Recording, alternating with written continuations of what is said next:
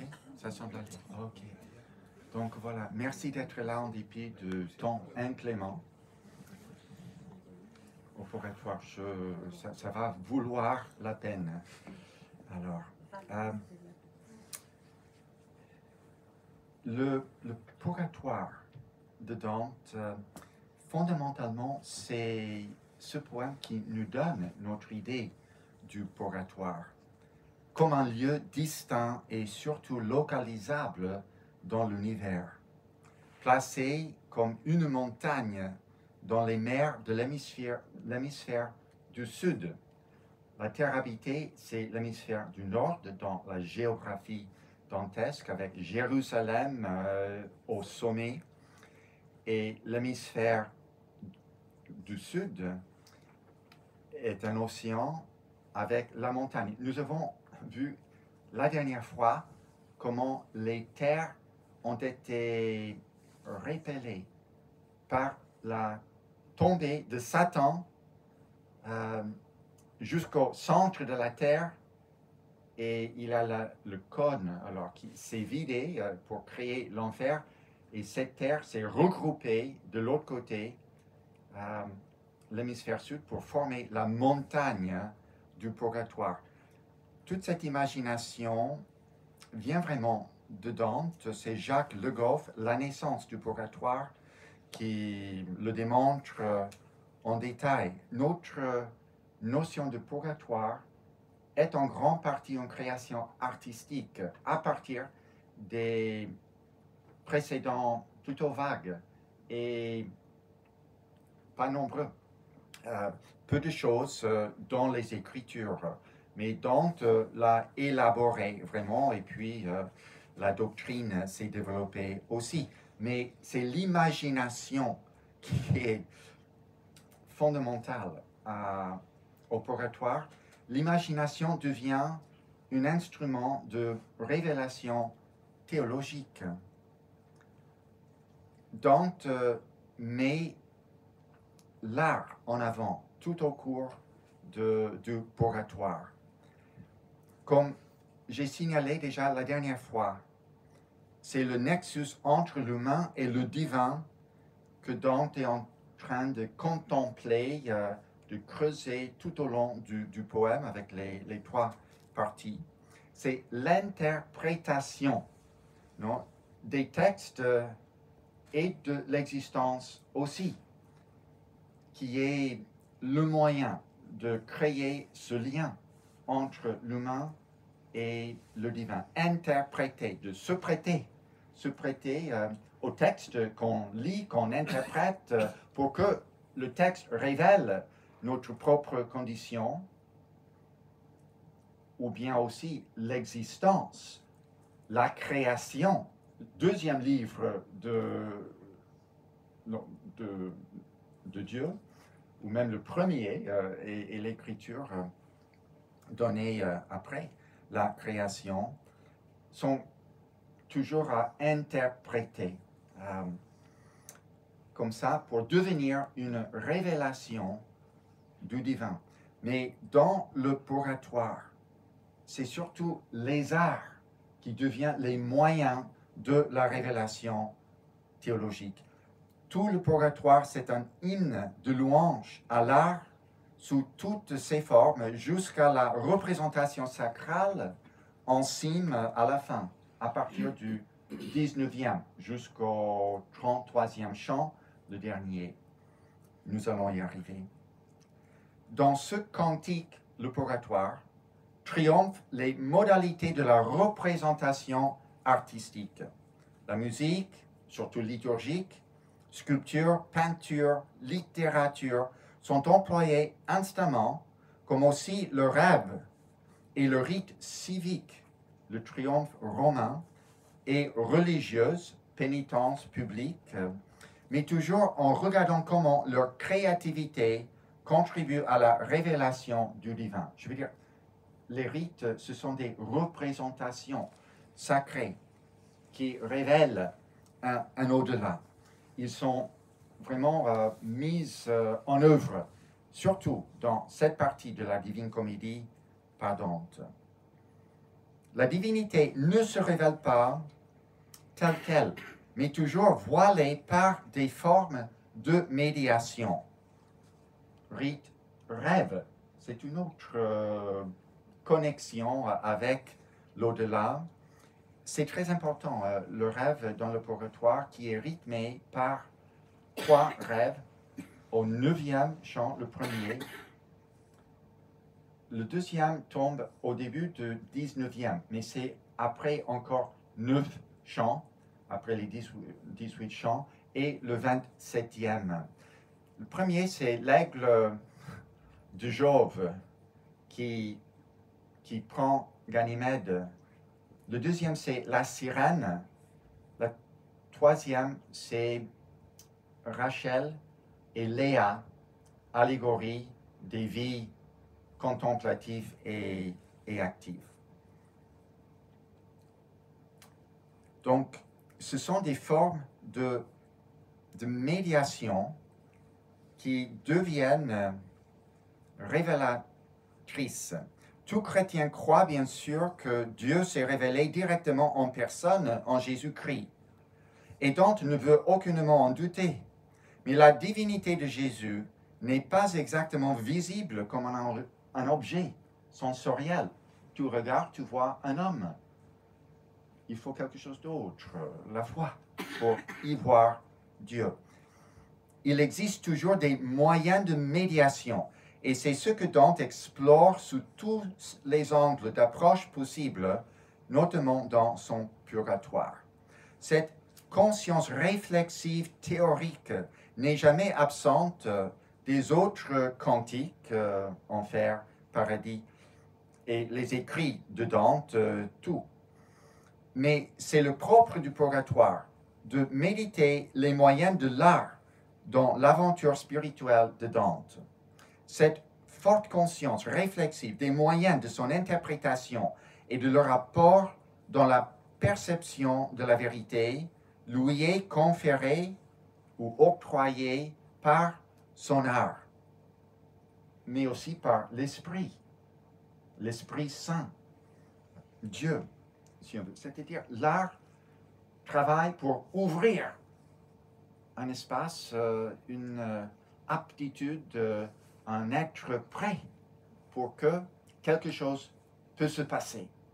Ça, c'est l'œuvre de l'au-delà, dont le comprend comme l'action de l'Esprit Saint qui intervient dans le processus d'interprétation qui est mis en œuvre par la lecture du texte. Nous avons vu comment l'enfer consiste en acte d'auto-interprétation.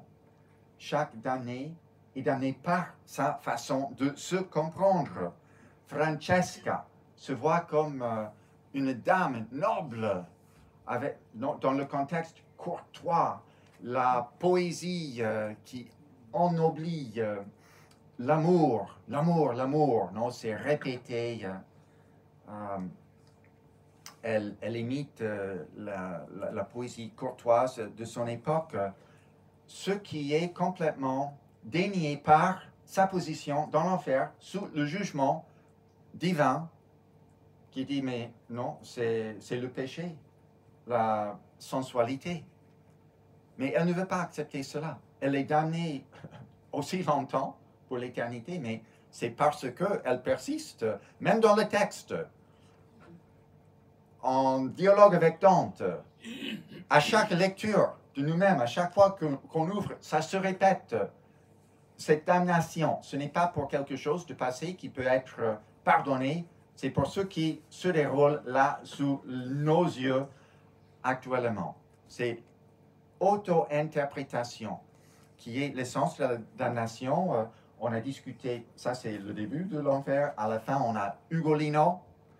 Dans sa narration, il est sûr de la signification de cette narration. Il pense être sûr, même si la narration vraiment lui échappe et dit tout autre chose. Et en effet, il n'a pas compris les possibilités de rachat. Même dans sa condamnation à mort par la fin avec ses enfants, Les enfants qui offrent leur propre chair dans un acte christique, ils comprennent une autre possibilité que simplement la vengeance et la haine. C'est tout ce que Ugolino peut comprendre. Il est aveuglé par sa propre haine et sa narration fige cet acte de vengeance pour l'éternité. De nouveau, un exemple alors de comment c'est l'acte de se comprendre, de s'interpréter. Et c'est aussi les instruments que Dante emploie, la narration. C'est ce qu'il emploie tout à travers. Il est conscient et c'est génial comment il met en évidence comment la narration même peut trahir le narrateur. Il est conscient que sa propre narration pourrait être rien d'autre qu'une vengeance contre Florence, qu'il avait exilée. C'est ça aussi, c'est aussi une narration de vengeance. Et bon, comme toujours, Dante se miroite, non? Il se réfléchit dans chaque personnage représenté. C'est toujours un potentiel de damnation de Dante et ça vaut pour chaque lecteur qui est représenté. Non? Nous voyons nos propres possibilités.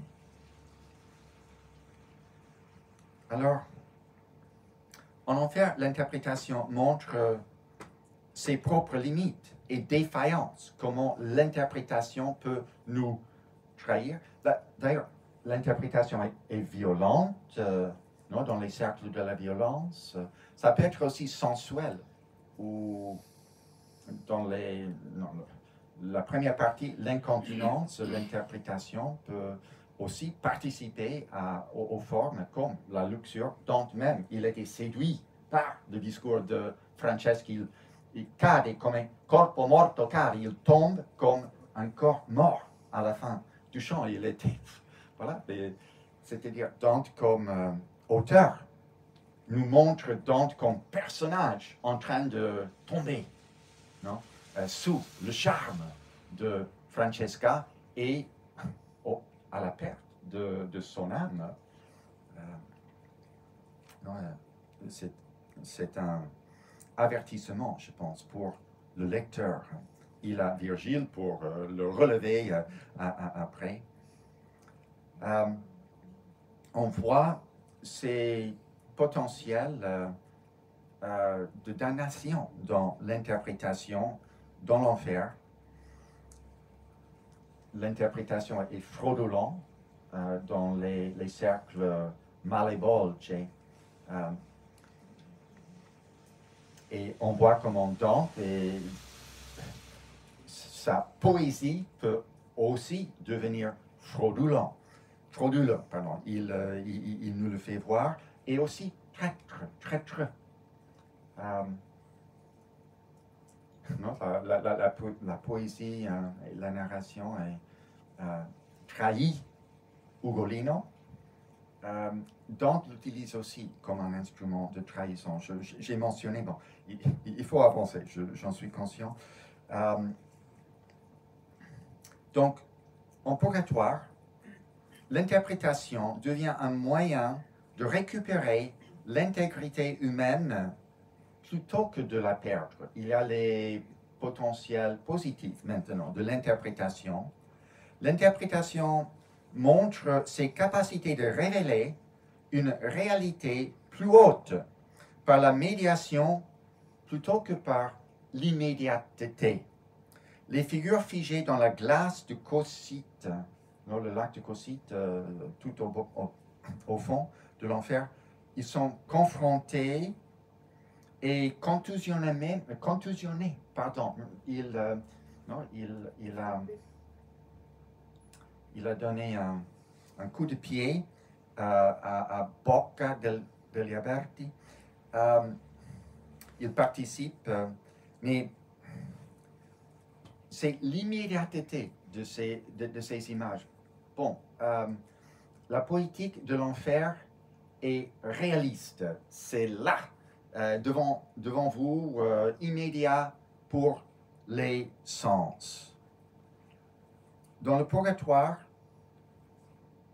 les images sont des figures qui renvoient à autre chose. On est dans une modalité plutôt allégorique. Il renvoie au divin.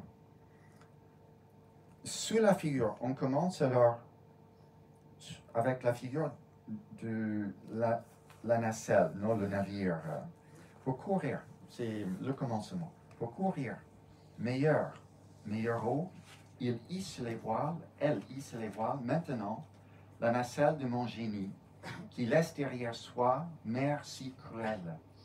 Et je chanterai le second royaume, où l'esprit humain se purifie et devient digne de montrer au ciel,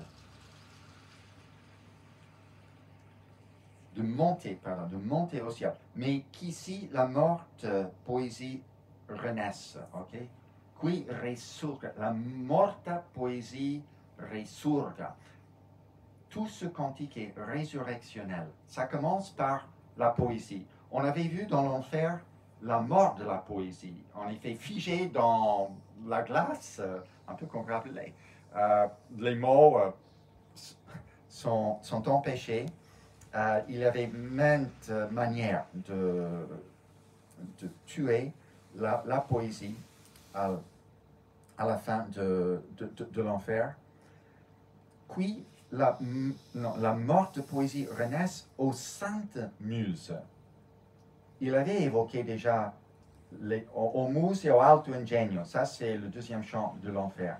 Maintenant, les muses sont saintes muses, puisque je suis vôtre, et que Calliope, non, les figures classiques de l'épopée, la muse de l'épopée, il évoque aussi après les misérables pies. Ça, c'est aussi une histoire d'Ovide. Ils avaient défié Calliope avec leur chant. Elles chantaient, non, ces filles, elles chantaient tellement bien, elles pensaient pouvoir rivaliser avec la déesse. Bon, comme punition pour cette arrogance, ils sont devenus des pies avec leur cri rock, non? Et Dante est conscient, donc, que pour autant que les moyens de l'interprétation peuvent l'élever et l'amener vers le divin, s'il s'enorgueille trop, ça pourrait avoir le résultat vraiment opposé. Il est toujours très conscient de ce risque de l'orgueil artistique, pour autant qu'il exalte les moyens artistiques s'ils sont simplement des moyens humains, pas des dons reçus, et puis, non, en reconnaissance d'en haut, ils peuvent devenir endommageurs plutôt que l'opposé. J'ai souligné aussi 12 couleurs de saphir oriental qui s'accordaient à l'aspect serein de l'air pur jusqu'au premier cercle pour donner une idée de la différence d'atmosphère ici. On sort de l'oppression terrible de l'enfer et on est maintenant dans une ambiance qui est une délice pour les sens. Et je dis que tout est allégorie ici. Je voulais vous proposer un exemple ici avec les 4 étoiles que Dante voit. Il est dans l'hémisphère sud. C'est pour ça qu'il dit que ces étoiles, jamais vues, si ce n'est pas les premiers regards de Adam et Ève. Parce que l'Éden, non, le jardin d'Éden est au sud. en cime de la montagne du purgatoire. On était né, la race humaine, là-bas. Il voit ces 4 étoiles, ok? Et puis, voilà, il a mon au septentrion site veuve, qui n'a plus la vue. Et il voit un vieillard seul. Et on va apprendre que c'est Caton. Caton, l'ancien romain, un paragon de vertu, qui est ici comme gardien du purgatoire à l'entrée.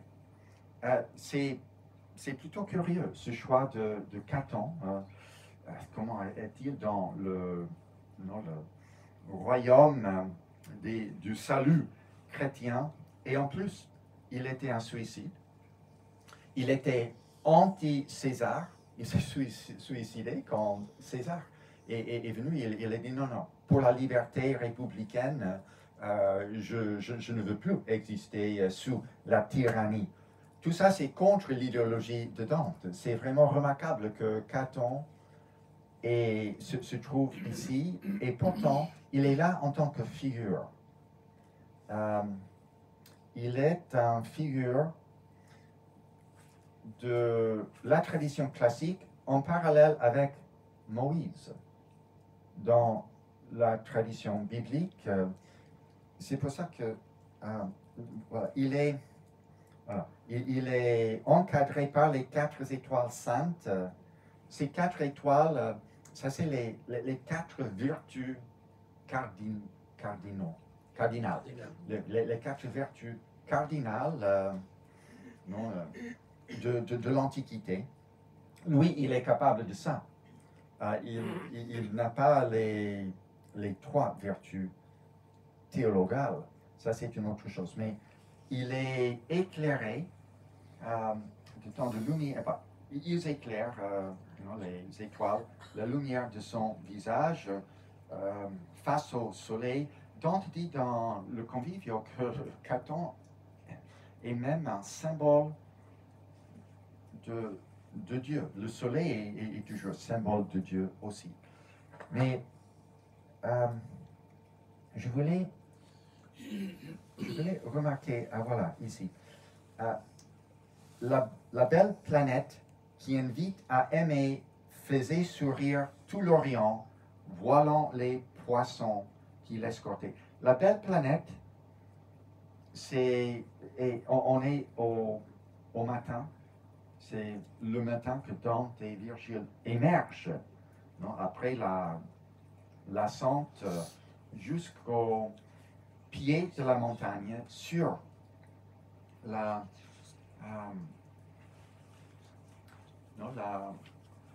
où l'océan, la mer s'arrête.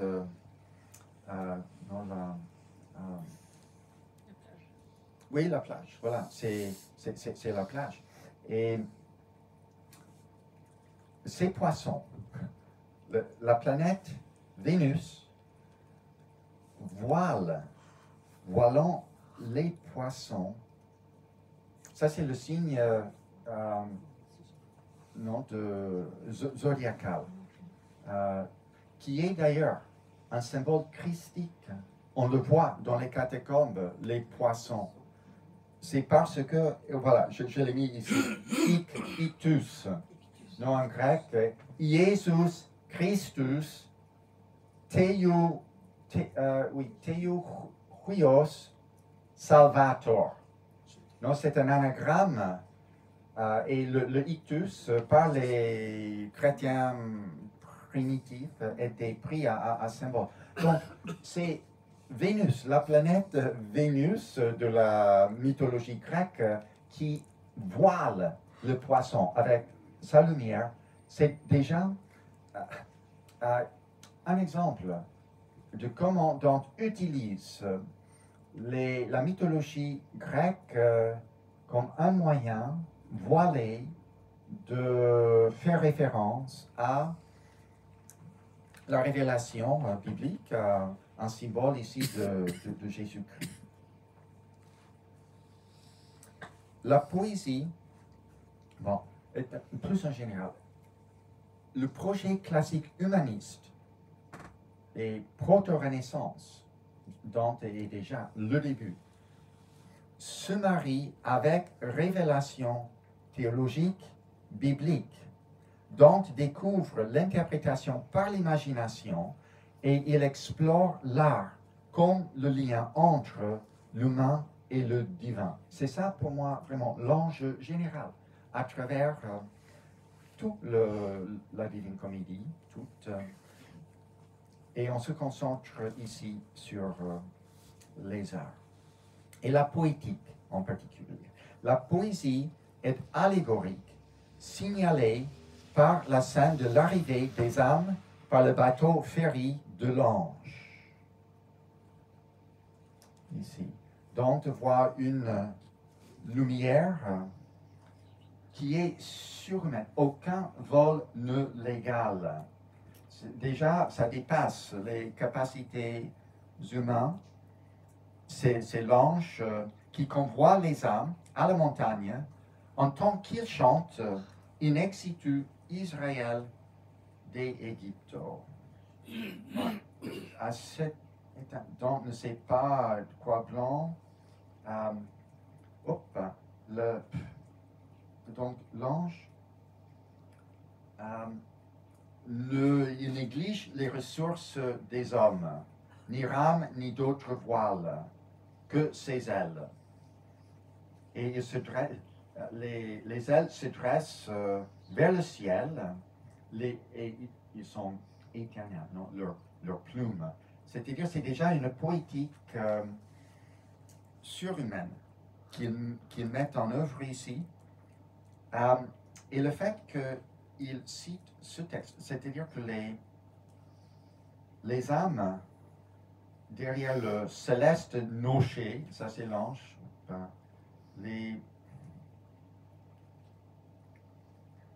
portant les signes de la béatitude, et plus de 100 esprits y étaient assis dans le navire. Ils chantent cette citation des psaumes. Et bon, c'est de sortir du monde et arriver dans la terre du salut, non, entre les... Bon, maintenant, ils sont sûrs de leur salut, même si ça va durer des milliers d'années. Donc, c'est inexistible, Israël, de Égypte. Mais cette phrase, c'est le texte que Dante utilise pour expliquer les 4 sens de l'écriture dans son Convivio. Il est informé et encouragé par l'herméneutique scripturale, la méthode des 4 sens de saint Thomas d'Aquin et de plein d'autres. C'est Henri de Lubac qui a écrit l'exégèse médiévale, qui en reconstruit l'historique. Donc, cette méthode d'interprétation biblique, l'exégèse biblique. Et en reprenant cette méthode dans son Convivio, Dante utilise, dans le sens de l'allégorie des poètes, il explique que dans l'allégorie des poètes, le sens littéral est une fiction. L'exemple, Orphée, qui joue une musique qui rend les bêtes calmes. C'est une figure pour comment la poésie pourrait être civilisatrice et le bête dans l'homme pourrait être civilisé par la force de la poésie. Ça, c'est l'allégorie des poètes. Mais dans la Divine Comédie, Dante emploie une allégorie qui est beaucoup plus proche de l'allégorie des théologiens, où le sens littéral n'est pas une fiction. C'est quelque chose qui s'est passé. Typiquement, dans l'Ancien Testament, tout ce qui se passe avec Moïse et la sortie d'Égypte, bon, ça c'est une figure à plusieurs niveaux. Ça c'est le sens littéral, l'Israël, le peuple qui est devenu Israël, le peuple hébreu sorti de l'esclavage en Égypte pour aller dans la terre promise. Bon, ça c'est le sens littéral qui est historique dans l'exégèse biblique. Et je pense que Dante aussi veut quelque chose de semblable.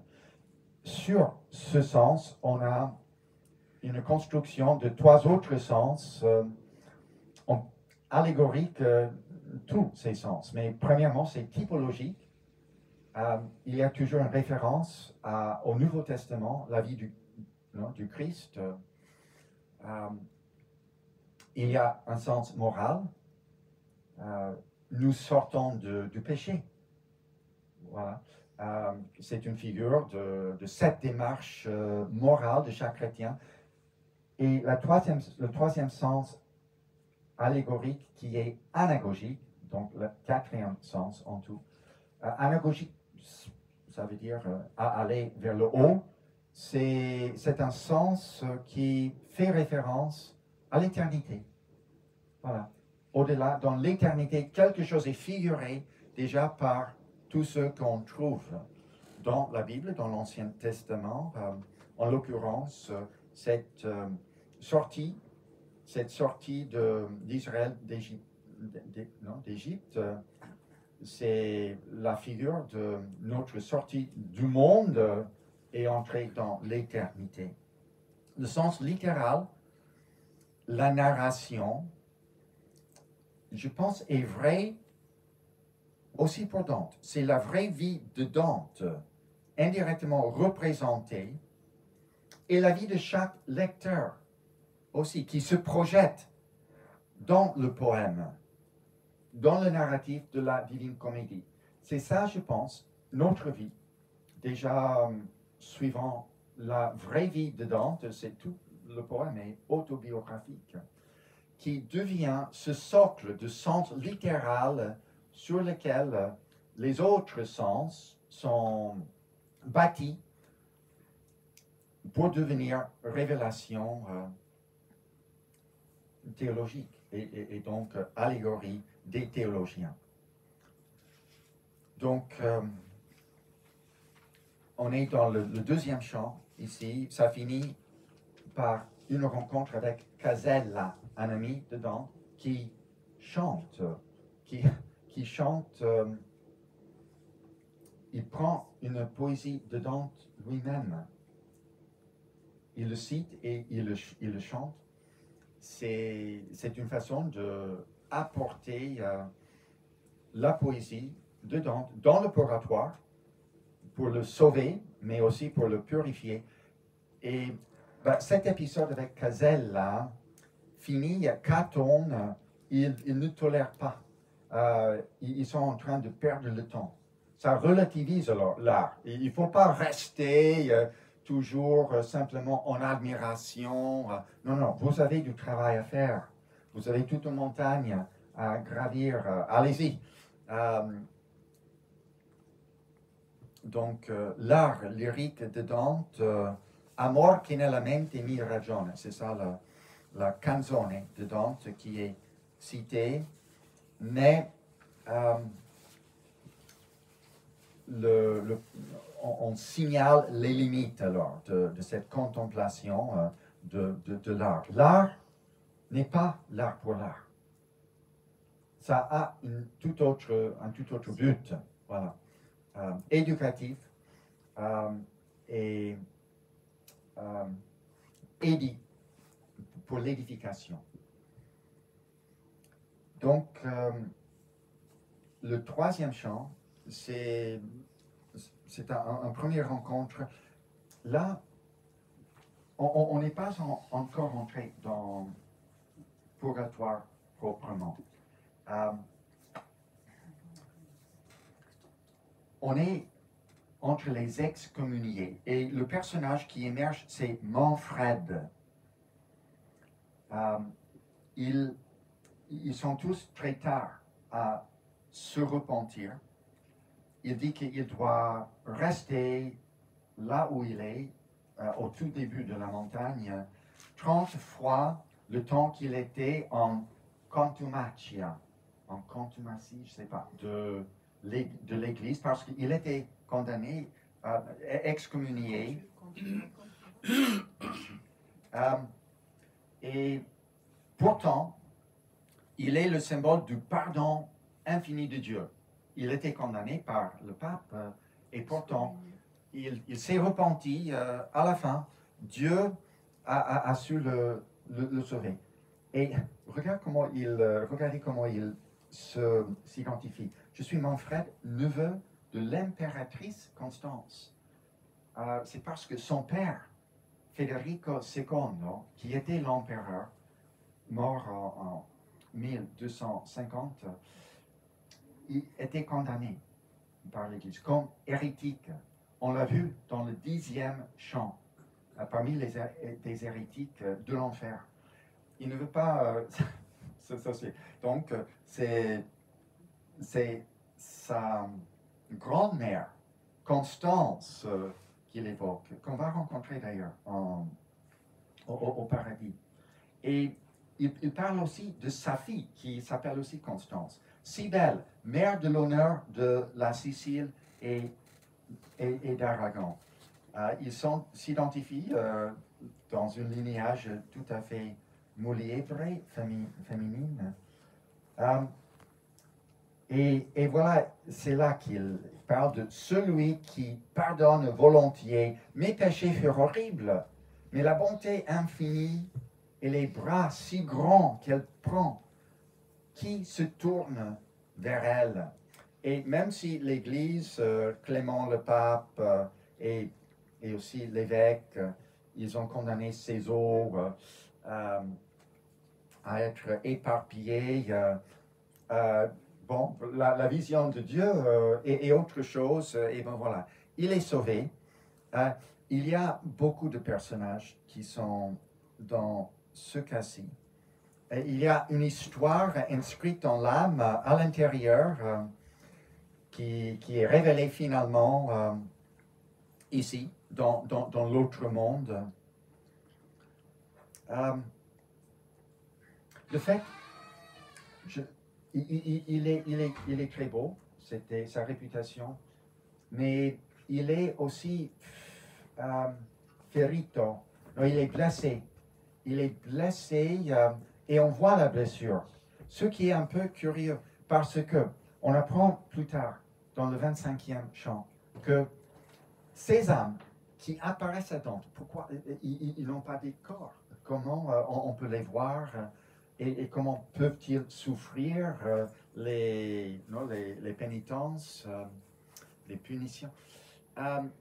On explique plus tard que l'âme, quand il tombe, séparé du corps et arrivé à l'autre monde, irradie l'air autour pour créer un corps réel. C'est un peu curieux quand même qu'il se montre cette blessure. Ça s'est pénétré dans son âme, en quelque sorte. Parce que ça, c'est une contingence historique qui lui est arrivée. Normalement, on ne s'attendrait pas de voir cela inscrit dans l'âme. Mais bon, en ce cas-ci, oui, c'est comme ça.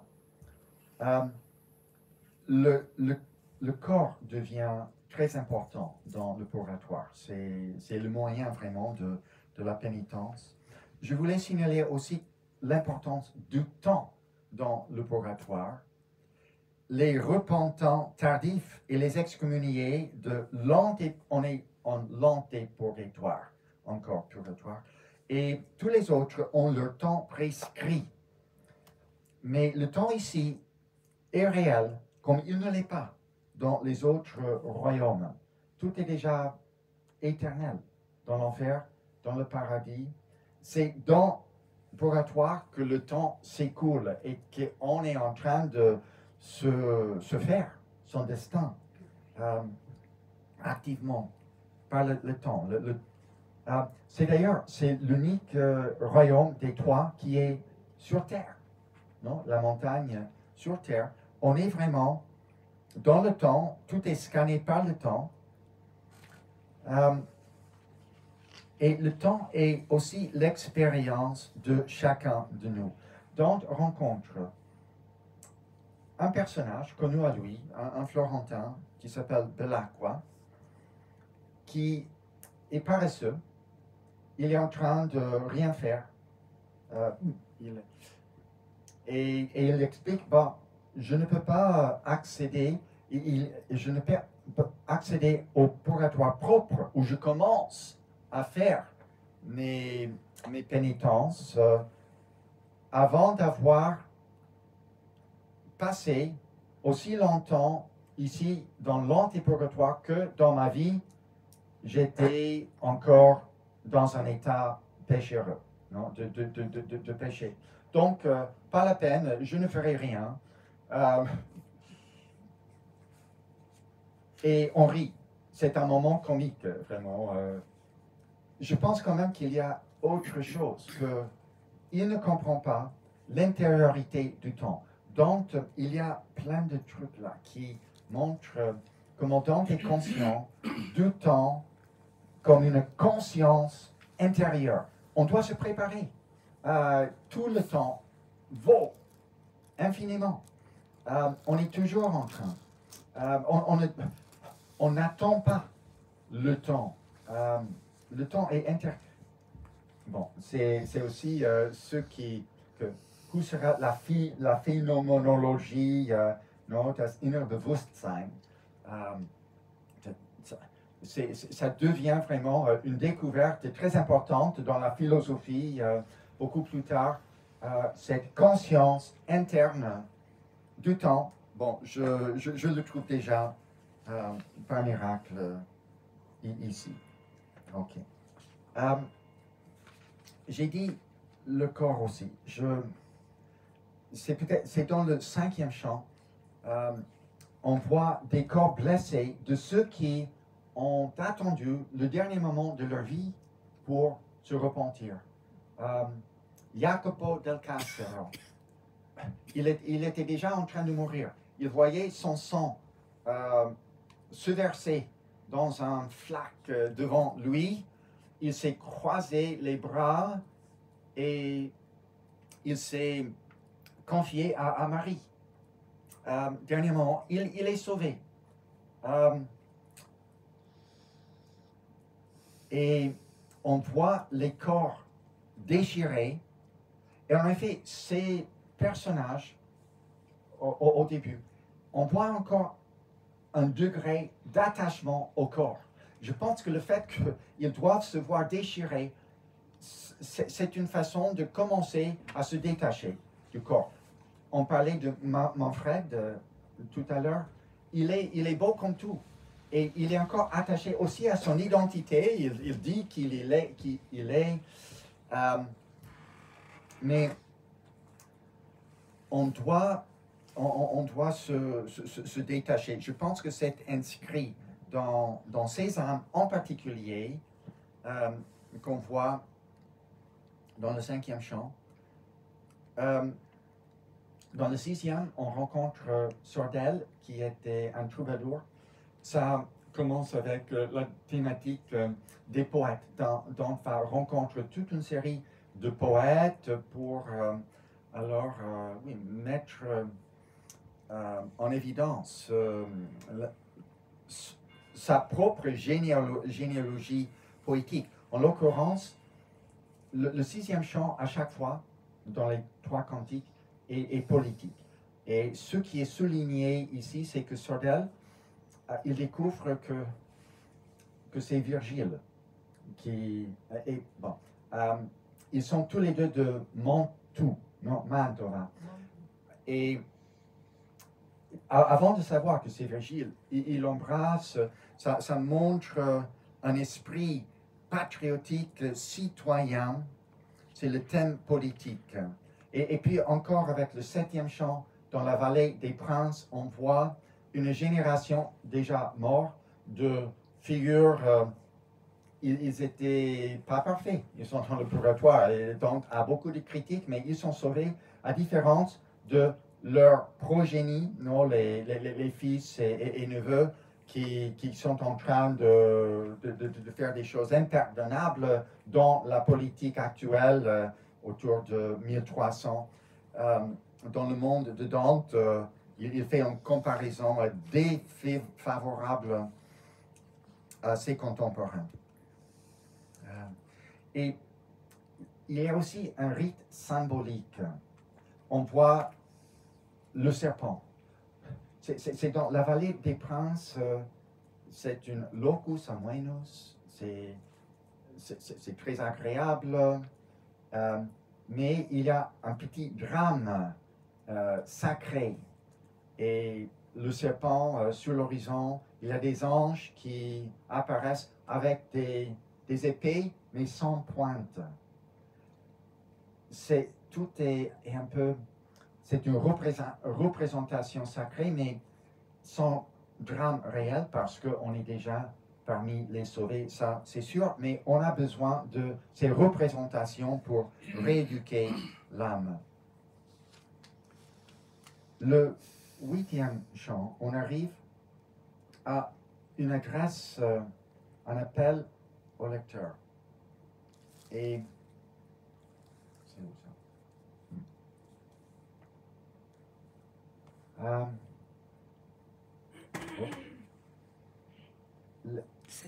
Les appels au lecteur, comme j'ai souligné déjà, je crois, la dernière fois, sont extrêmement importants, je pense, parce que le lecteur est le vrai sujet de tout ce qui se passe dans le poème. C'est à ces moments que l'événement du poème, comme une révélation de vérité, se joue pour le lecteur. Donc, dit, aiguise ici, lecteur, ton regard sur le vrai, car le voile est maintenant si fin que le traverser est certainement facile. On peut voir à travers la narration, l'histoire, la fable qu'il présente pour comprendre la signification théologique en dessous. La vérité révélée par Dieu dans la Bible est réfractée par Dante dans le poème et par le lecteur dans l'application du poème. Son enseignement et provocation à sa propre vie. Les appels au lecteur sont le cadre de cet événement existentiel de vérité théologique dans la vie de chacun. Dante exemplairement et tout lecteur en suivant son exemple. Nous sommes tous sur notre propre voyage d'interprétation envers l'absolu ou le divin Dieu. Alors, c'est dans le 9e chant qu'on entre finalement dans le purgatoire proprement. Déjà dans l'enfer, c'était le 9e chant, on est passé dans le Città de Dis. On était hors la vraie citadelle.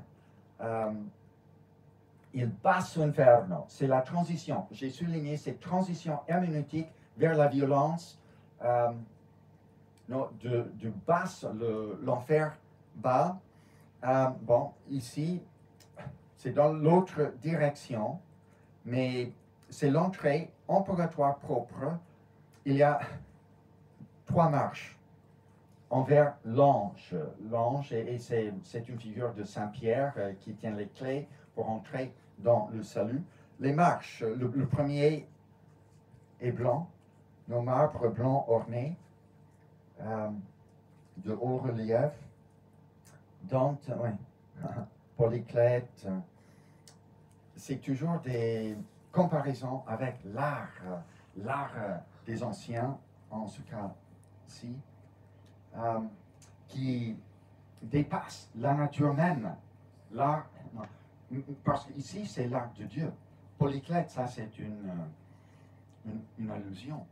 Mais ce que Dante voit, c'est l'art de Dieu, qui est le facteur lui-même, créateur de la nature, mais son art est en dessus de la nature. L'ange Alors, il ne... Ouais. Ok, je vais retourner à ce texte dans un moment. Mais premièrement, parce que là, je suis déjà dans le 10e. Dans le 9e, on doit monter par 3 marches. Et le premier marche est blanc. Je crois que c'est pour la confession, d'être candide, non? Voir en transparence. Le deuxième marche est noir, c'est la contrition.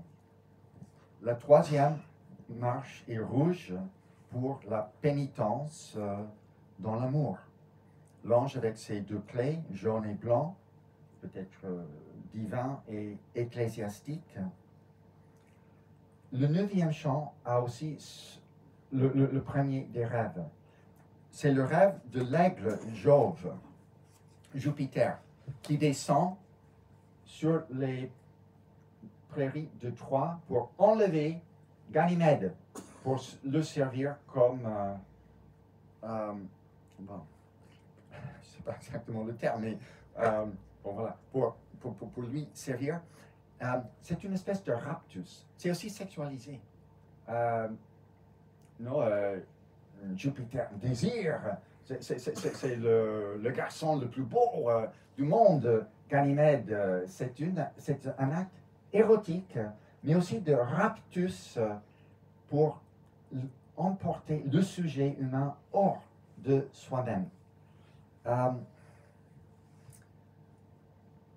Il y a une certaine violence dans la transcendance du soi.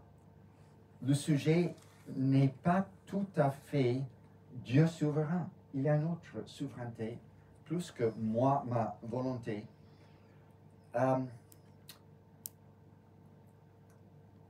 Et bon, ce serait intéressant, je ne sais pas si on aurait le temps de le suivre, ce fil à travers les autres 2 rêves révélateurs qui vont venir. Passé l'ange, on est dans purgatoire propre.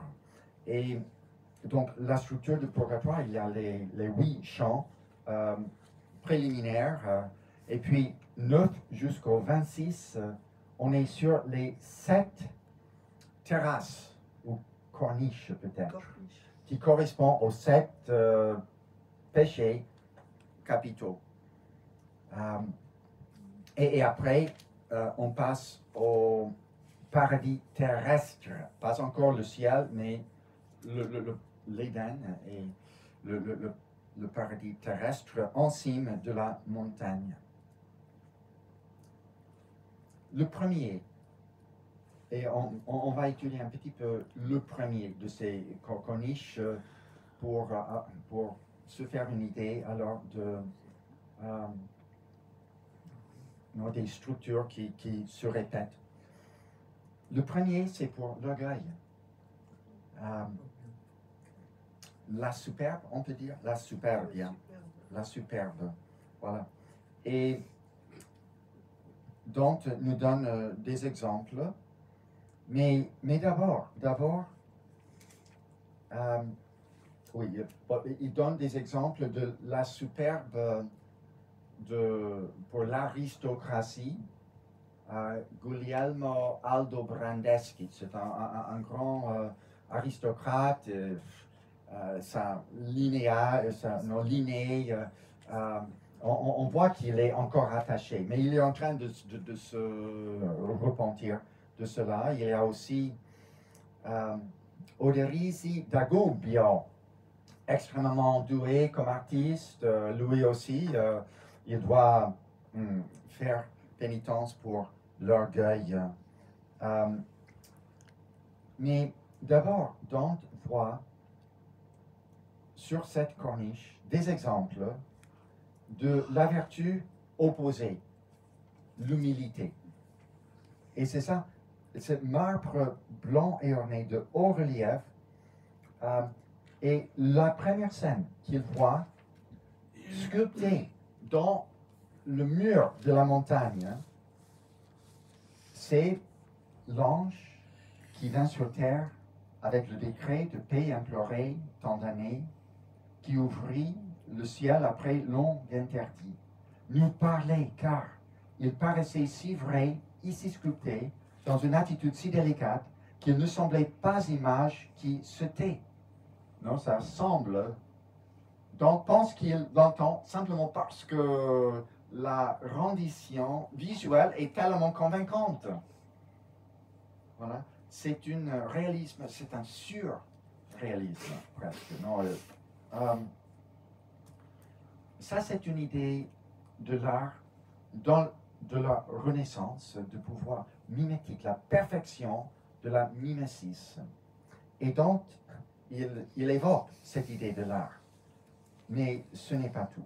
Et d'ailleurs, l'exemple de l'humilité qui est raffiguré ici, bon, ça semblait pas image qui se tait, mais on aurait dit que ça disait Ave, non?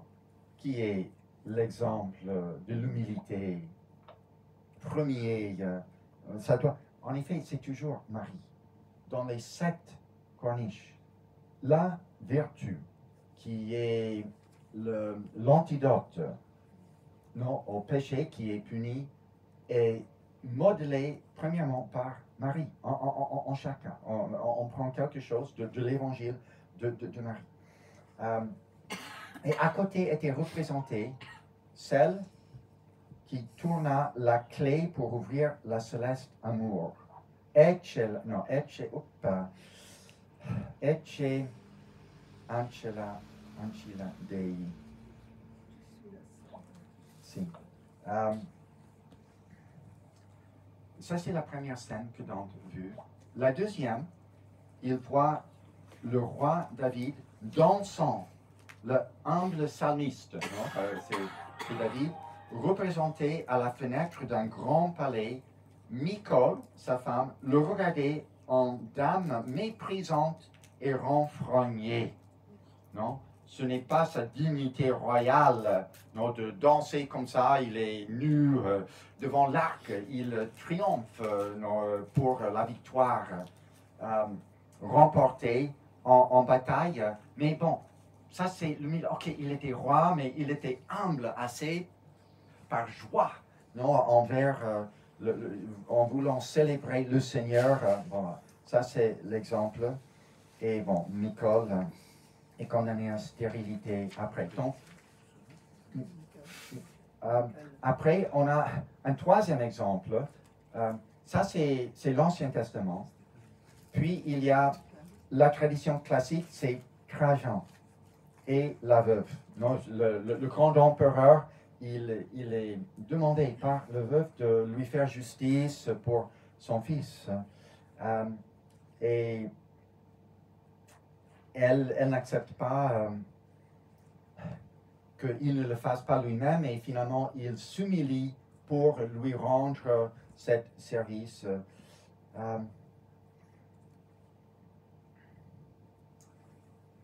Donc, Dante met en parallèle avec le Nouveau Testament les deux précédents, l'Ancien Testament et la tradition classique.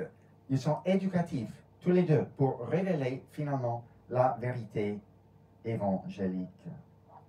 Et je veux les relever. Ayant vu ces scènes,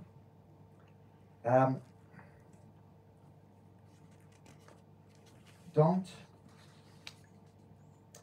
qui sont d'un réalisme incroyable, Dante dit quoi? Il dit, ne fais pas attention à la forme du martyr.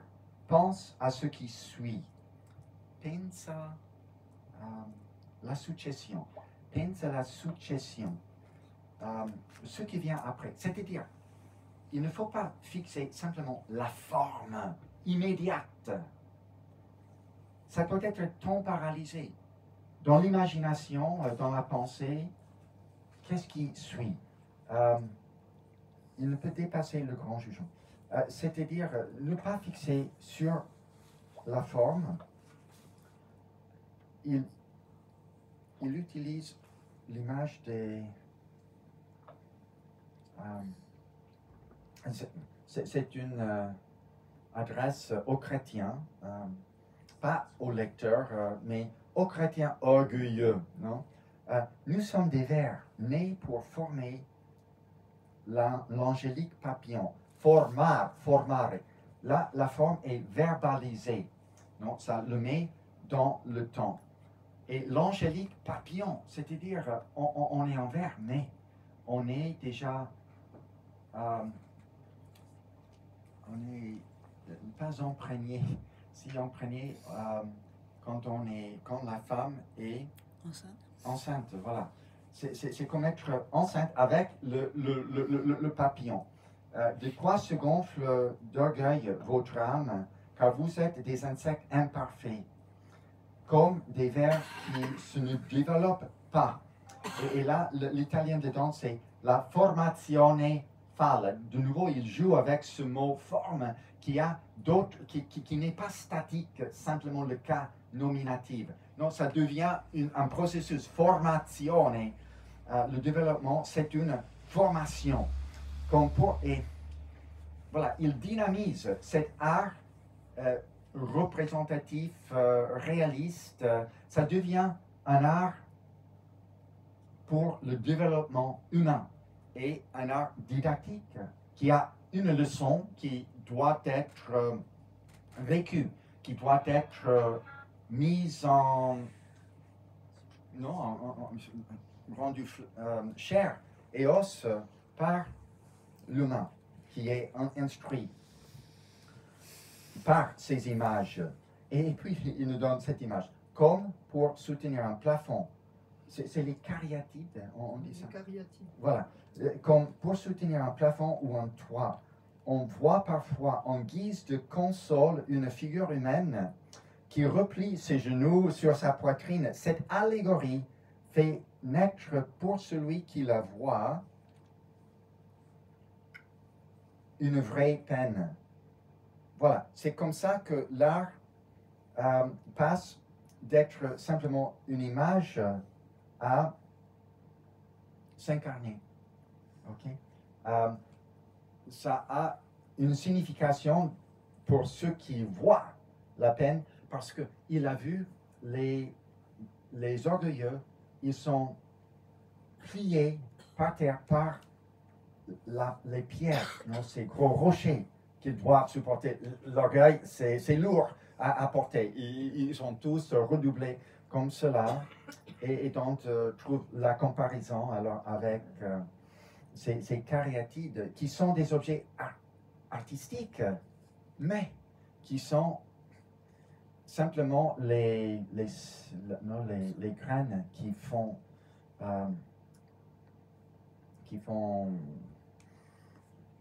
germiner toute autre chose dans l'âme. Et l'art fonctionne comme ça tout au long. Et puis, alors, j'ai mentionné Oderisi, qui est l'artiste. C'est lui que l'on rencontre sur cette corniche. Et il dit, c'est Oderisi qui parle. Cimabue est cru en peinture, être le maître, et maintenant Giotto a tant de renom, que sa gloire est éclipsée. De même, un Guido a enlevé à un autre la gloire de la langue. Ça, c'est Guido Cavalcanti, qui aurait dépassé Guido Guinizelli de Bologna. Voilà, maintenant, c'est Cavalcanti. Et peut-être est né celui qui chassera du nid l'un et l'autre. Dans le monde, le renommé n'est qu'un souffle de vent. Mais qui est cet autre qui pourrait chasser? Bon, il ne le dit pas, mais on comprend que dans lui-même. Et il confesse que c'est sur cette corniche qu'il a le plus de temps à faire. Voilà. Donc, pour finir avec l'orgueil, alors, il y a toujours à bout, pardon? Oui. À bout de chaque corniche, il y a une béatitude En ce cas-ci, c'est Beati pauperes spiritu. Hein? Voilà. Et oui, oui, oui, bénis les pauvres d'esprit. Et donc, l'ange, quand il a monté les trois pas, marches, l'ange a mis 7 P, peccatum, non? 7 P. Péché, oui, pour péché, mais c'est la lettre P qui est vraiment imprimée sur le front de Dante. Et avec la béatitude, bon voilà, le premier est annulé. Ok, ce péché-là, ça se répète sur chaque corniche avec une autre des 7 béatitudes. Voilà. Après l'orgueil, il y a l'envie. Ils ont leurs yeux cousus, fermés, comme pour les faucons, pour qu'ils apprennent à obéir la voix, non, du fauconnier. Invidia, en latin, invidia, l'envie, c'est ne pas voir, non, invidia. Et bon, ne pas regarder le voisin. Et ici, alors, c'est des voix qui transmettent les exemples des vertus et aussi des vices. Je n'ai pas mentionné les 13 exemples d'orgueil. Ça commence par Satan, bien sûr, bon, qu'il voit donc sur le pavement, non, sur le sol, et il marche dessus. Bon, il y a les mêmes procédures.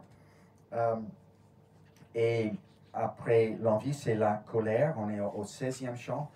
Ils sont submergés dans un nuage acre et impénétrable la fumée. Marco Lombardo expose la doctrine politique de Dante, les deux soleils, empire et papauté. Et on entend aussi comment l'amour spirituel se multiplie en étant partagé, pas comme les biens matériaux qui sont amoindris. Et bon, voilà. C'est une toute autre logique dans l'amour. Et il faut vraiment penser un moment à l'amour, parce que tous les péchés sont expliqués comme des déformations de l'amour. C'est toujours l'amour qui est l'enjeu. Virgile explique tout cela en expliquant la structure du purgatoire. D'abord, il y a des modalités erronées d'aimer, des faux objets. Le mal de l'autre, l'abaissement de l'autre par l'orgueil, ou bien amour contre l'élévation de l'autre, ça c'est l'envie, ou bien une volonté de vengeance, ça c'est la colère. Ça explique les 3 premiers péchés et les premières corniches. Ou bien on peut avoir pas assez d'amour. Premièrement, c'est un objet qui ne devrait pas être aimé. Après, si on n'a pas assez d'amour, ça c'est la paresse, la chidia, on dit. Et après, ça c'est le 4e, les 3 qui suivent sont des modalités d'amour excessif. Trop d'amour pour des choses autres que le suprême bien qui seul rend l'humain heureux. Ça peut être la richesse, on aime trop la richesse, c'est l'avarice. On aime trop la nourriture, gourmandise, ou on aime trop le sexe, c'est luxure. Bon, ça c'est la structure. Et on est au 17e chant, puis le 18e, c'est là où la paresse est la question. On voit les âmes qui sont démenées comme des ménades, non?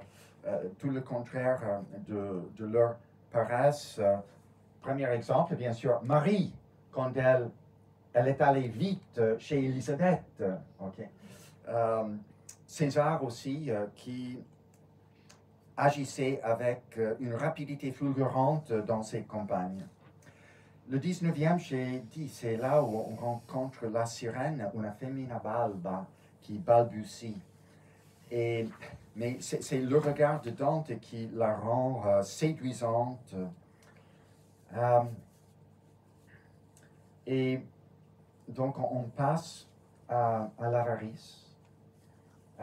Les âmes, ils sont cloués au sol, récitant adhesi pavimento anima mea. Dans l'avarice, c'est UKP. Bon, je saute alors les papes aussi. Adriano Quinto, il parle avec Dante, mais on arrive à UKP pour parler de l'avarice de la dynastie française et jusqu'à Philippe le Bel, contemporain de Dante. Lui, c'est le pire de tout. UKP, il est opératoire, il est racheté, mais Philippe le IV, Philippe le Bel, absolument pas, et il est condamné alors par son propre ancêtre. 21, on passe alors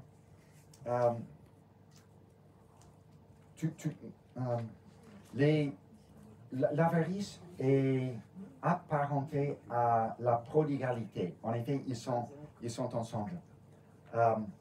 Et on passe alors à la figure de Stas, le poète un siècle après Virgile. Et il explique que ce n'était pas l'avarice, c'était la prodigalité qui l'a condamné à ce cercle précis. Et ce qui se passe, il y a un tremblement de terre.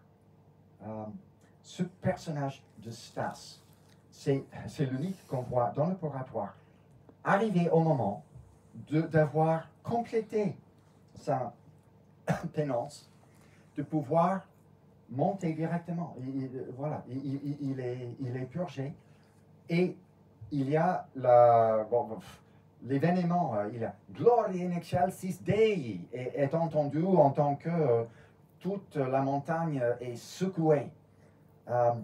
Et Dante et Virgile, qu'est-ce que c'est que ça? Ils ne le comprennent pas.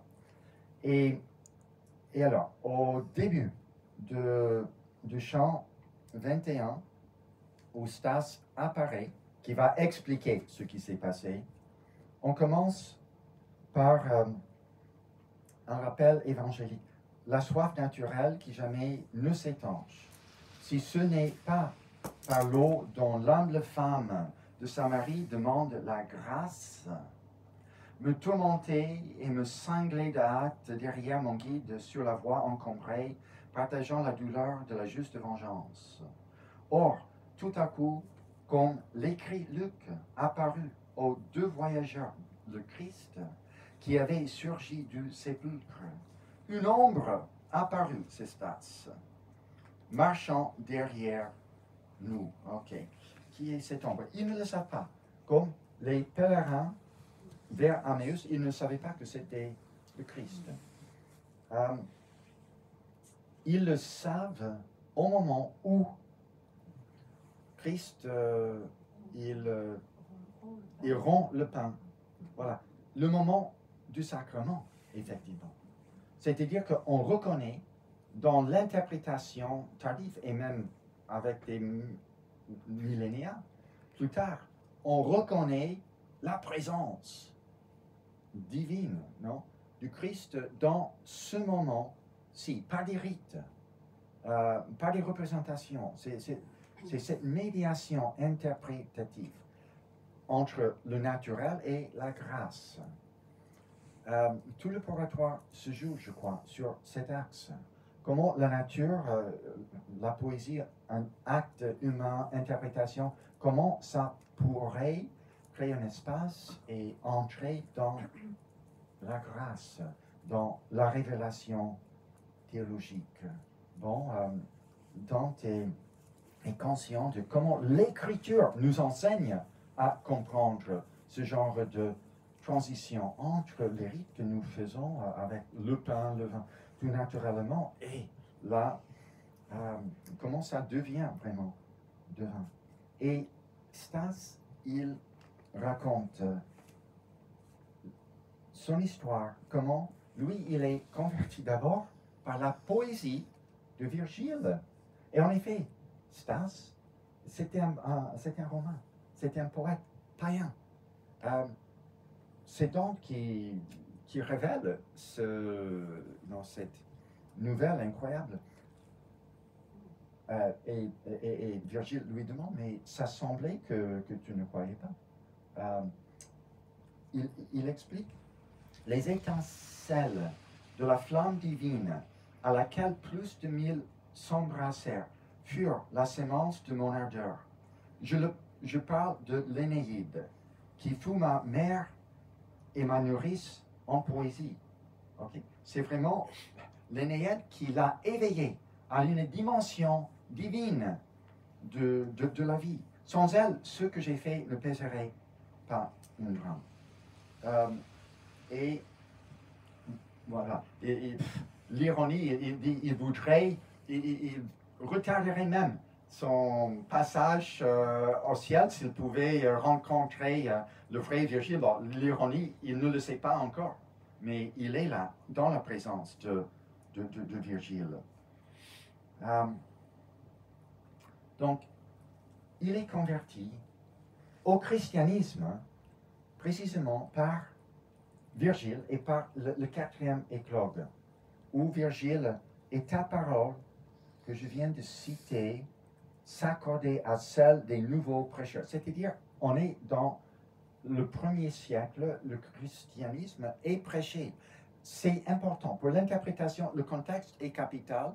Déjà, il savait quelque chose et il pouvait voir dans les mots de Virgile le sens christique déjà préparé par cet environnement.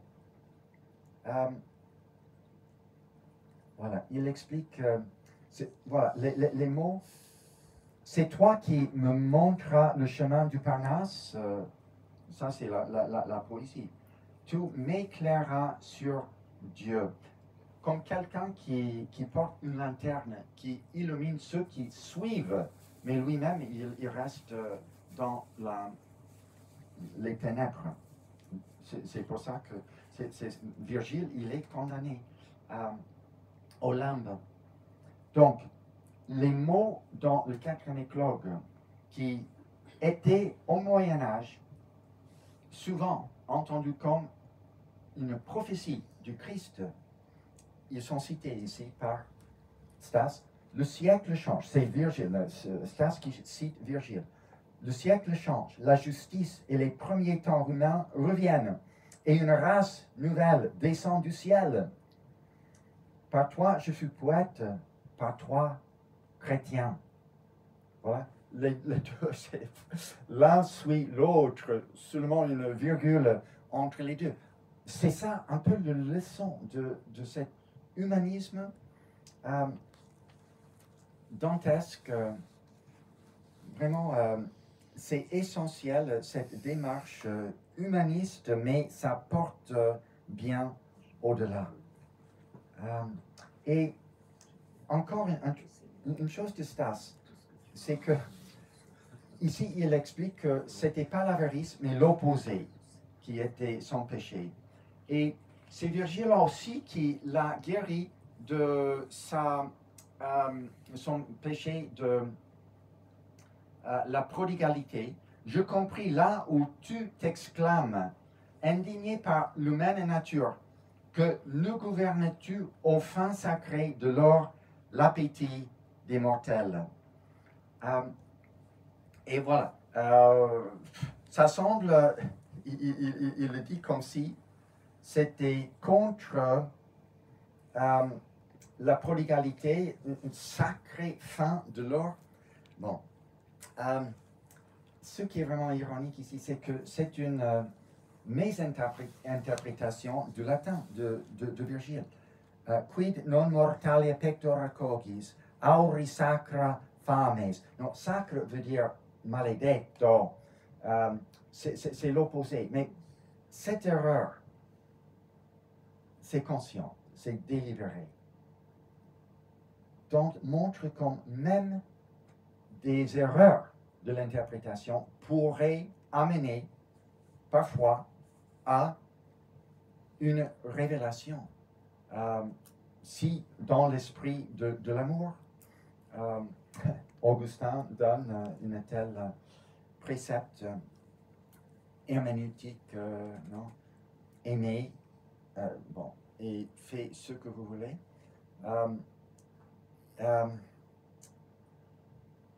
L'interprétation est un processus avec plein d'errances, dont le montre de bout à bout de sa divine comédie.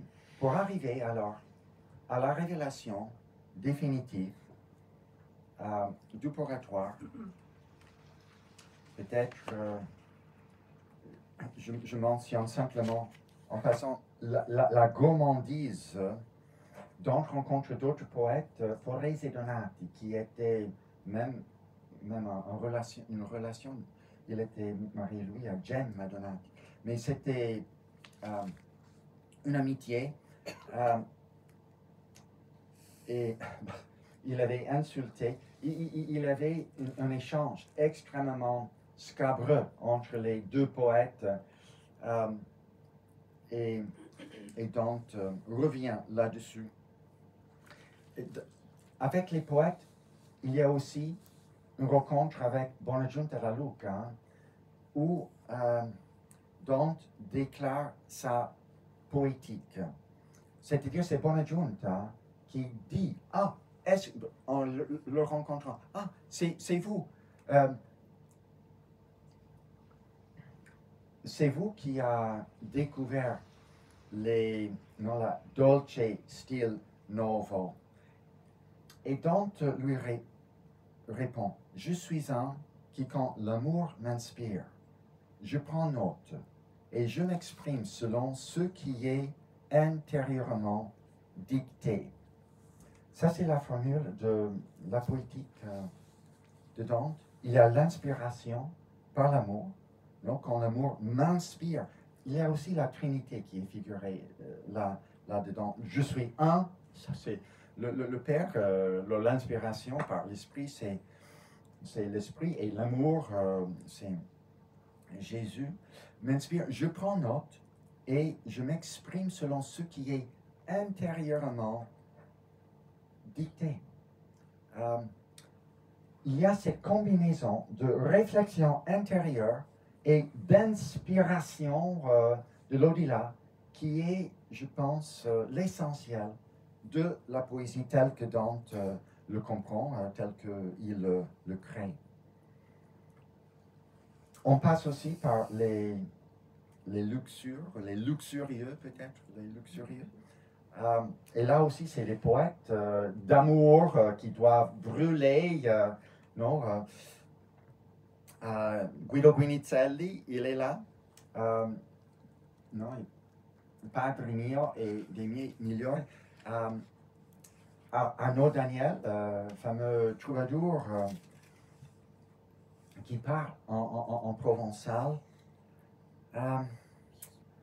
Bon, on ne peut pas se tarder.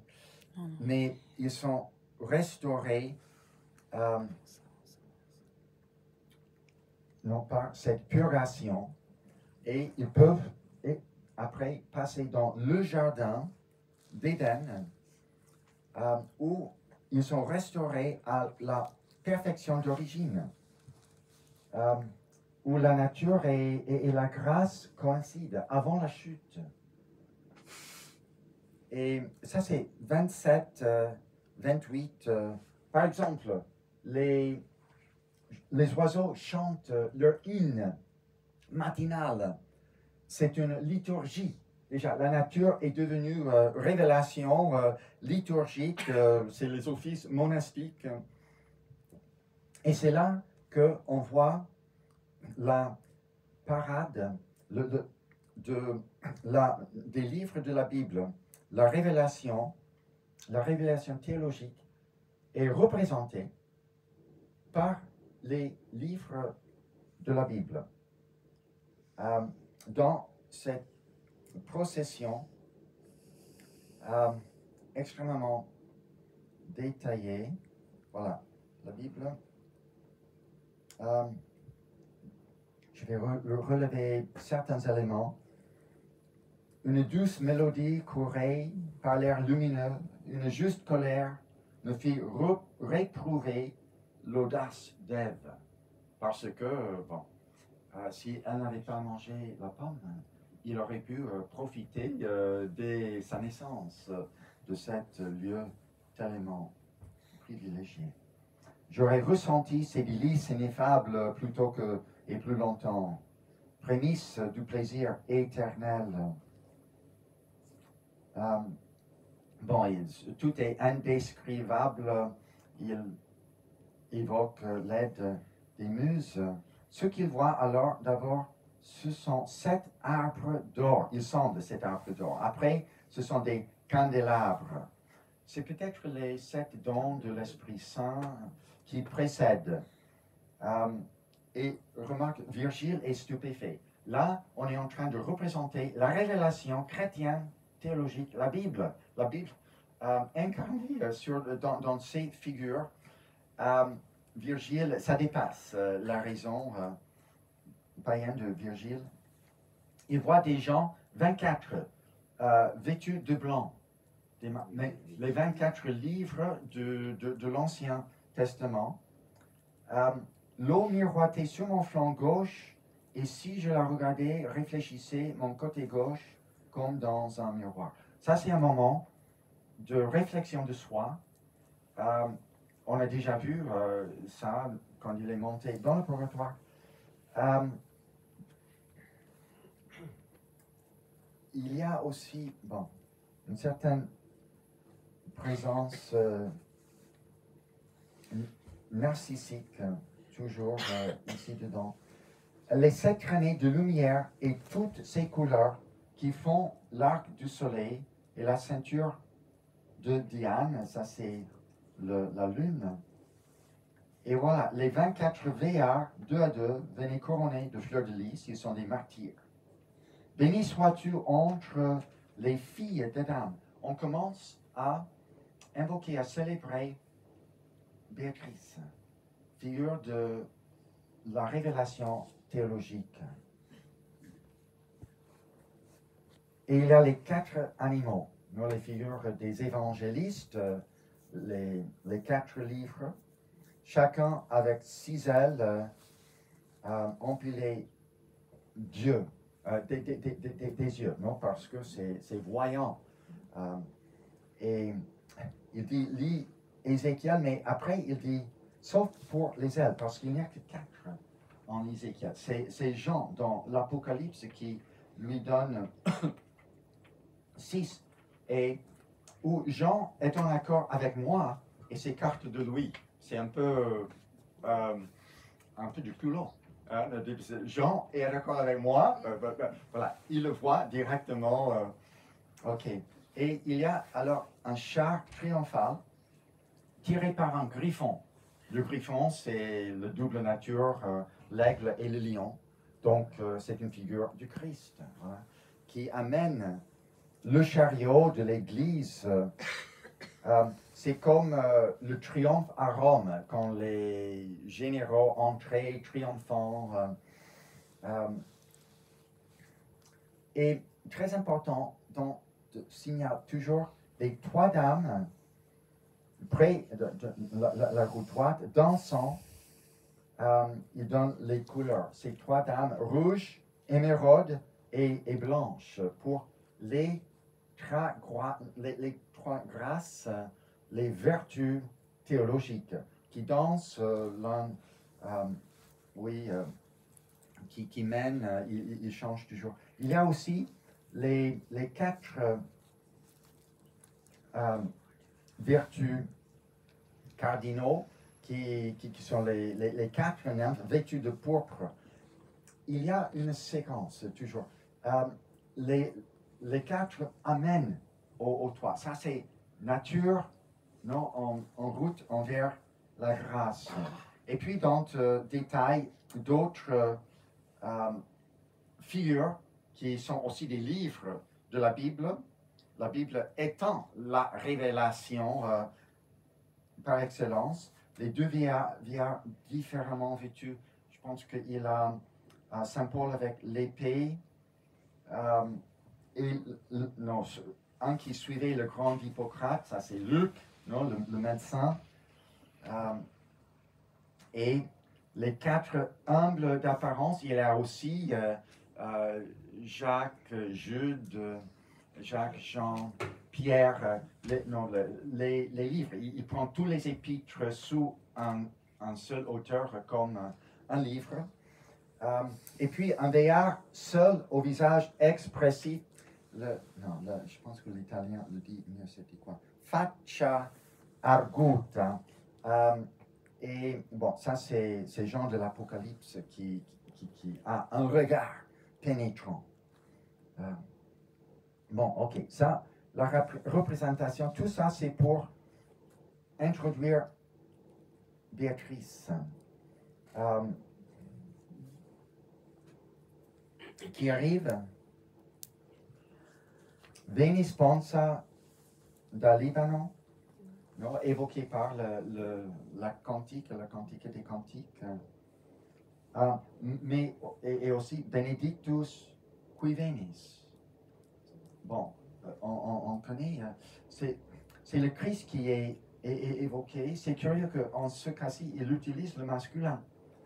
Et Virgile est aussi présent. Il n'est plus là, Virgile, vraiment. Il est disparu. Mais Manibus audate lilia plenis, c'est de l'Énéide. Virgile est encore présent par citation. Béatrice apparaît voilée sous une nuée de fleurs qui s'échappait des mains des anges et retombait sur le char. Et tout autour, sous un voile, sur le pur, le front saint d'olivet. Une dame m'a paru vêtue des couleurs de flammes vives sous un manteau vert. Il y a ainsi sur les couleurs encore.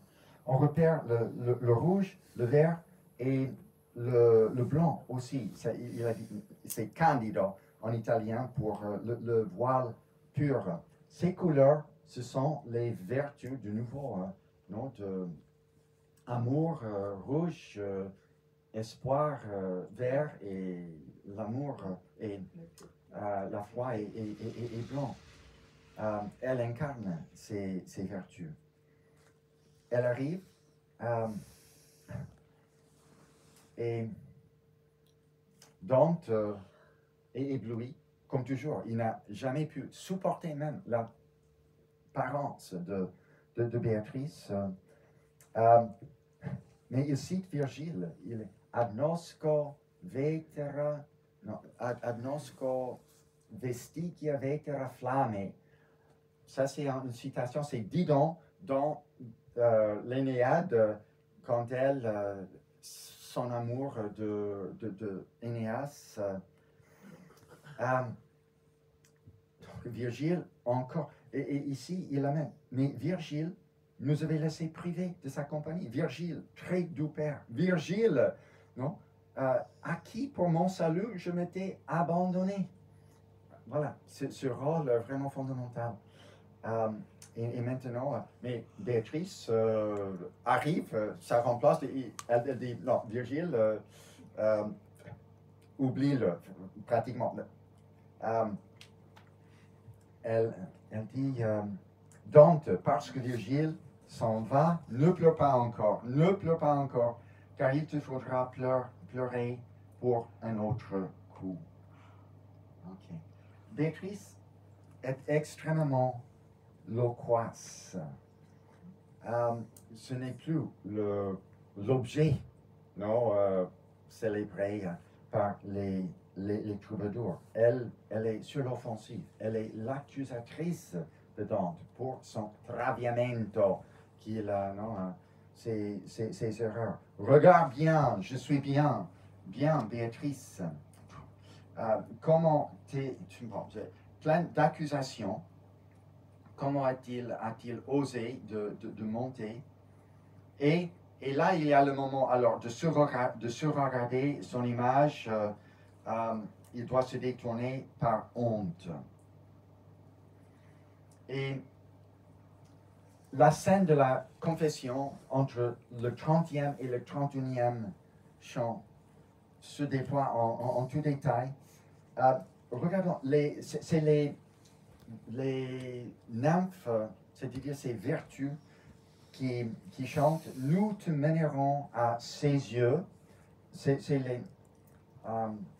les quatre qui chantent. « Mais à leur joyeuse lumière, ils aiguiseront les tiens, les trois là-bas qui voient plus profond. » Ok, il y a une succession, les vertus cardinaux.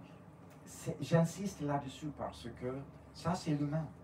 Ce qui est vraiment atteignable par l'humain, qui est la préparation nécessaire, la vertu, pour pouvoir accueillir et être tiré plus loin par la force du divin. Et le greffin, c'est le greffin qui est le double bête. Dante voit ces deux natures.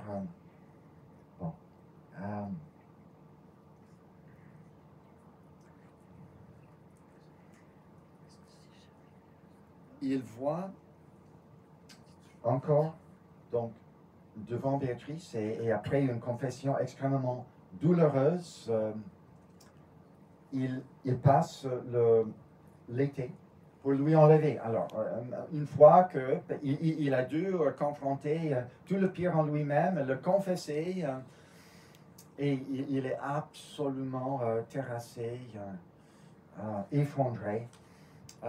Mais après, on le passe à travers l'été pour que la mémoire qui autrement nous gâche le bonheur.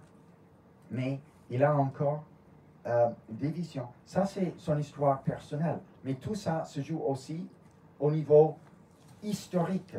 Le salut du monde est aussi l'enjeu. Et donc, Béatrice, maintenant, lui donne... il a des visions. Des visions, il y a au moins 7 visions que je compte. Après cette confession personnelle, c'est l'histoire de l'Église qui est prophétiquement récapitulée, avec Dante dedans. Dante est vraiment dans l'histoire. Bon, on voit une succession de scènes. C'est après que le griffon a attaché le chariot, l'Église, à l'arbre de la vie, qui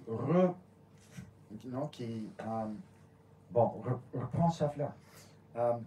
Le Christ qui connecte par le timon qui est bois. C'est le bois de la croix, effectivement, je propose, qui est cette connexion. C'est ça l'instrument de salut du monde. Et Dante voit se défiler des scènes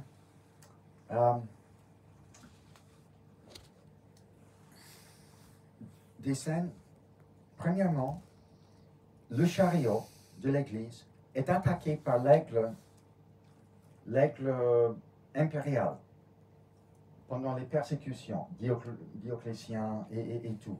Puis il y a un renard qui défait le chariot, c'est l'hérésie.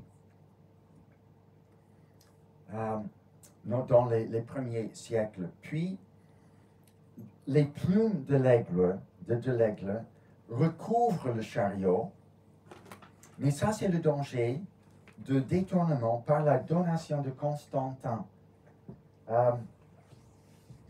qui donne un royaume temporel au pape. Pourtant, ça, non, il faut séparer le temporel, le spirituel, et l'intention de Constantin était bien, mais le résultat historique est catastrophique. Le 4e édition, il voit un dragon qui de sa queue fend et emporte partie du chariot. C'est le schisme de l'islam. Et après, il y a les 7 têtes et les 10 cornes, corruption de l'Église par les péchés mortels. Et finalement, on voit une poutin et un géant s'embrasser sur le chariot. C'est le pape et le roi de France, dans l'allégorie que entendons. Philippe le Bel en particulier. Et le chariot est tiré captif dans la forêt à Avignon, non, 1305.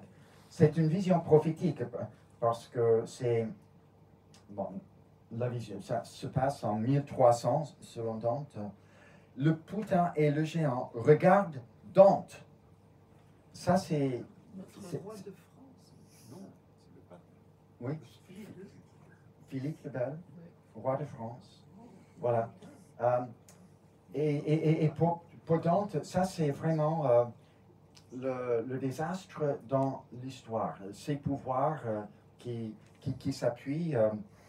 Et il remarque comment le géant, comme elle, ça c'est la poutin, elle tournait vers moi son regard, avide et langoureux, ce féroce amant, le géant, la fouetta de la tête aux pieds et après ils sont entraînés dans la forêt. Le fait que Dante que Dante est visé, disons, c'est l'allégorie. Qu'est-ce que ça pourrait vouloir dire? Qu'il, comme personnage, participe dans cette histoire. Moi, je crois qu'il y a une raison à cela, qui s'explique dans le dernier chant, le 33e, où il y a la figure d'un sauveur. Un sauveur c'est un chiffre que Dante nous donne. Voilà, l'aigle ne sera pas, bon, ok, pas éternel. L'Empire romain sera restauré, et voilà, ici, on a ce chiffre, un 510 et 5, envoyé par Dieu, ou de Dieu, tuera la voleuse, ça c'est la poutin, et ce géant avec lequel elle fornique. Qui est ce 510 et 5? On se demande toujours.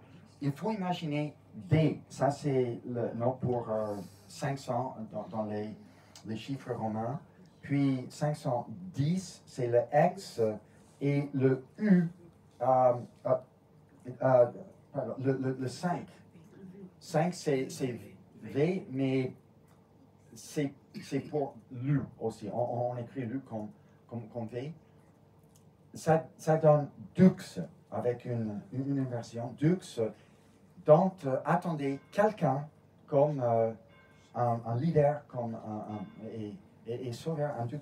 On dit, bon, c'était qu'un grande de la Scala, par exemple, et donc lui devait beaucoup. Il était un grand guerrier pour la bonne cause de l'empereur. Enrico VII de Luxembourg, c'était l'empereur élu qui est descendu en Italie. Donc, avait des espoirs énormes en lui, mais ça ne cadre pas tout à fait non plus. Je crois que ça reste indéchiffrable historiquement. Il n'y a pas un individu. Je pense que le fait que Dante a été déjà visé, il y a déjà l'idée que c'est Dante et son poème interviennent et sont annoncés métahistoriquement. Dante est passé à travers Unoé pour habiliter aussi Unoé. Unoé, c'est le contrepartie de l'été qui efface toutes les mémoires mauvaises. Unoé, il passe là aussi, c'est pour restaurer les bons souvenirs. Et ça l'habilite à sa mission prophétique en tant qu'écrivain, parce que c'est toujours l'injonction scrivi. Il doit écrire cela. Le Sauveur n'est pas forcément un individu historique. C'est à faire. C'est-à-dire à accueillir à chacun le Sauveur qui se présente, à chacun à sa manière. Voilà s'annoncer le paradis qui est l'apothéose de l'art d'écrire en révélation théologique, ou plutôt en surpassement de la révélation et de la représentation dans une dimension que j'appellerai l'apophatique, l'indicible.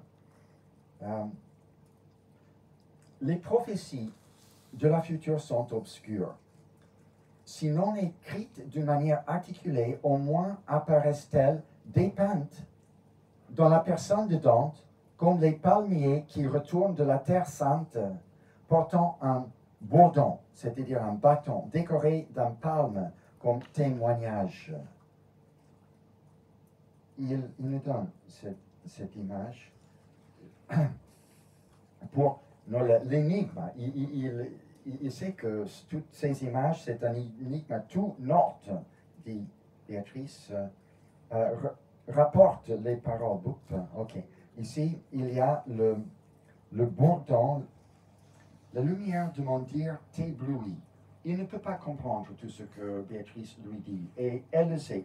Je veux que tu l'emportes en toi. Si ce n'est pas par l'écrit, au moins par le dessin, comme le pèlerin son bourdon sans de palme. Il peut le manifester. Même s'il ne peut pas le comprendre et articuler dans son discours, il va devoir le manifester. Puis il trouve un discours détourné, métaphorique. Ce sera ça, sa révélation. Et elle critique pour son école philosophique. La scuola che hai seguitato n'est pas suffisant. Donc,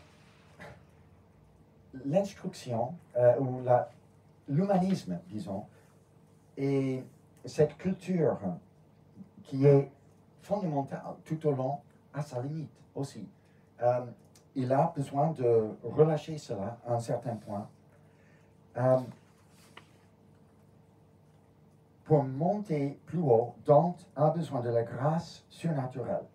Béatrice symbolise cette puissance de la révélation plus élevée, mais en continuité avec l'illumination par la raison sur laquelle la grâce s'assoit.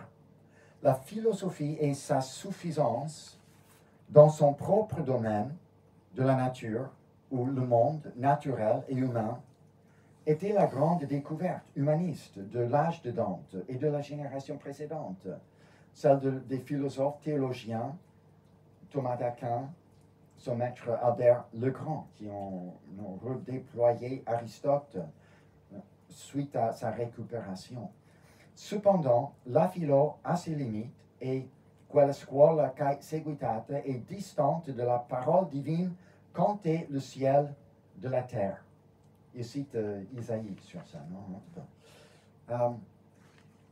Donc, c'est à ce point-ci que Dante est immergé dans les Noé pour restaurer les bonnes mémoires et il en sort pur et disposto a salire alle stelle, pur et prêt à monter aux étoiles. Voilà, ok. Merci, je pense c'était... Je reçois le signal que j'ai dépassé c'est ok. Mais je vous laisse un peu d'espace si vous voulez faire des commentaires, réagir, poser des questions.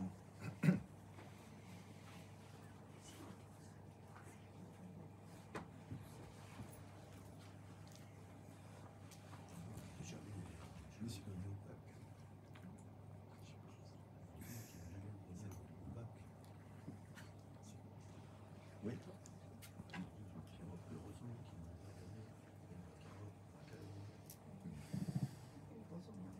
Moi, j'aurais une petite question, mais toute technique et très précise, en ce qui concerne la danse des vertus. Alors, je crois que ce sont les vertus cardinales. Il y en a une qui possède 3 yeux. Oui, C'est bien ça? oui. Pourquoi ces 3 yeux? Bon, voilà.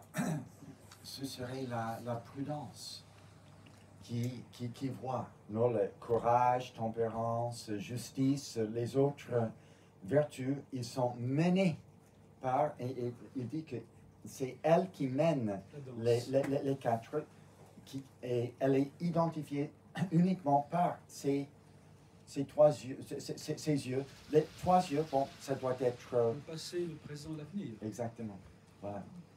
Oui, oui. Qui sont entrevus par la prudence. Elle a ce rôle-là. Mais voilà. Et ça montre comment chaque détail compte énormément, ouvre des volumes vraiment.